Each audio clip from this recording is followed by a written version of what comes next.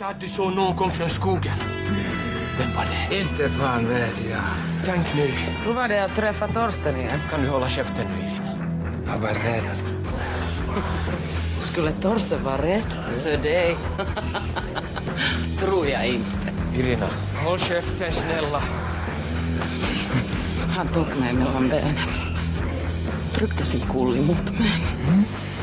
Och vad fan gjorde du? Vittu ingenting. Nej. Gjorde han det? Nej, hon har druckit.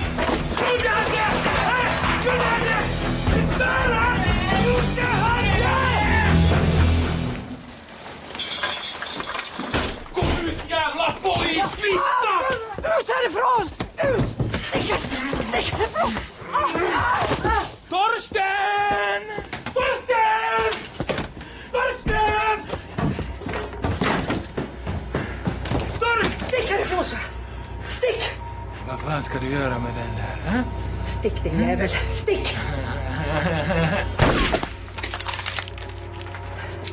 Jag menar allvar, nu sticker du härifrån.